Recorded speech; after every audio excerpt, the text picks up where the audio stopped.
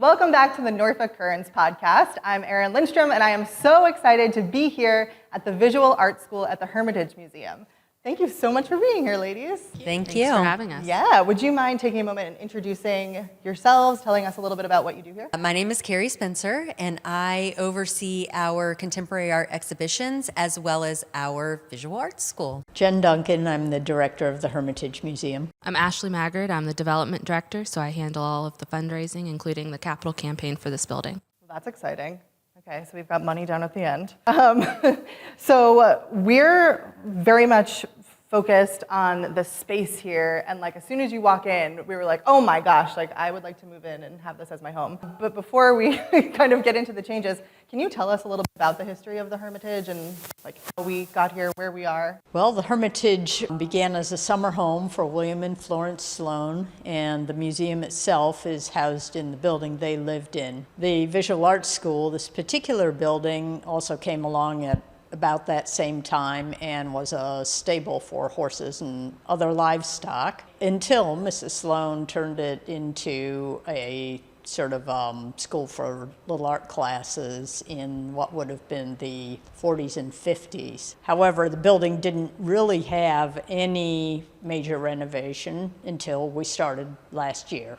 We were using it almost as it was with, some additions like window air conditioners and supplies for contemporary classes, but the building hasn't had a total renovation really since the 1930s when it came into existence. And there were a lot of things wrong with it. But we knew that the building had real potential. And the second floor, which was unused, it was just storage in particular, could double our capacity and help us beat back that big waiting list we have for camps every year. Very cool. The Sloans, do we know more about them? Was she an artist and had the idea of having this school, or? She was a woman who appreciated the arts in all forms, performing, visual, musical. She was involved in the arts not only at the Hermitage, but as a founder of the Chrysler Museum of Art. She was a woman ahead of her time. Very cool. So for a project like this, obviously it's a big undertaking and you're making a lot of decisions about how to use the space. Can you tell us a little bit about that process? Like, how does it come to be? Like, where did the plans come from? How does that all work? So I am the person that primarily worked in this space and oversaw the programs and the classes that took place in this space prior to the renovation. So having that intimate knowledge allowed me to provide a good amount of input on what we needed and what could be possible. Of course, when we started working with our architect, they do this obviously all the time, and we're able to provide ideas that we couldn't have come up with our own, but really suited the space. For example, the space we're in right now will function as a painting and drawing studio, but previously it was our ceramics studio. And they had the idea of pushing it towards the back side of the building because ceramics is a little bit messy and it just functions better over in that area of the building. What are some of the things that you knew from the before side that you were like, I know this has to be part of the renovation? The digital arts lab. So that is something that we have never had, and trying to offer classes like digital photography and little workshops on how to become familiar with Adobe Suite. It was really difficult because we required students to bring their own equipment. You have to bring a laptop. So that's a barrier for entry for some people, and now with technology the way that it is and 3D printing and AI, generated art, things like that. So I think for us to be able to be relevant, that was something that we really, really needed. Also, in our ceramics studio, we really needed a space for our kilns and for firing our kilns that was separate from working areas, just for safety issue. So things like that. Very cool. Okay, so for people who are listening to the podcast version of this right now, this is a challenge. Can you kind of describe the space we're in for them? Also go to the website, also come here, but in case you are listening. Well, we're sitting in the painting studio. This used to be Right now we're sitting in a light-filled, clean, and expansive room. This used to be a room with failing air conditioning, floors that absorbed clay dust and held on to it, and that was crowded and felt messy. And it didn't have enough room to store the objects that students created. Frequently it was too warm because the kilns were right next door. So it's light years ahead of where we were. And for those listeners that are not familiar with the Hermitage, all of the buildings on our property are, would you say, American arts and crafts style architecture. So that's what the exterior of this building looks like. And our architects did a really good job of maintaining the historical aspects of the building, but also adding a clean, contemporary flair. Yeah, our lead architect is a historic preservationist. So everything that he could save, he did, including like the windows that were shipped off to specialists to get restored. They repurposed a lot of the doors, the stable doors, and things like that. Wow, that's really cool. One of the things I noticed too is when you walk up the stairs, just like the windows and being able to see the like natural habitat all around, it's absolutely gorgeous. So one of the things I noticed too is that the windows, like even when you go up the stairs, there's just like all of these moments of, it's just beauty, like looking outside and seeing the actual land here. So cool. Exactly.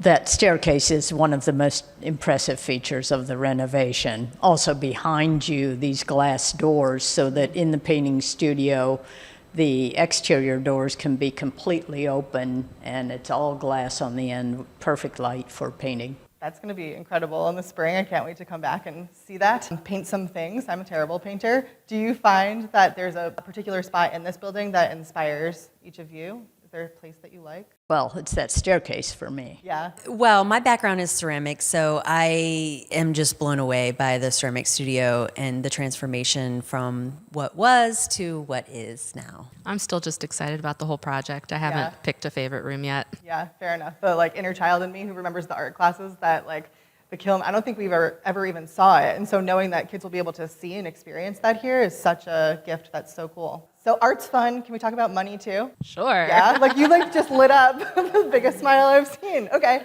so when it comes to a project like this, obviously it takes money to do this. Can you tell us a little bit about how that works? I know the Hermitage is a nonprofit. Tell us more. So we are a nonprofit. We do have an endowment. So part of building the rest of our grounds was restarting this campaign. We had paused it because of COVID. We had engaged a couple different people in the community to see if this was a feasible project, 2017, 2018.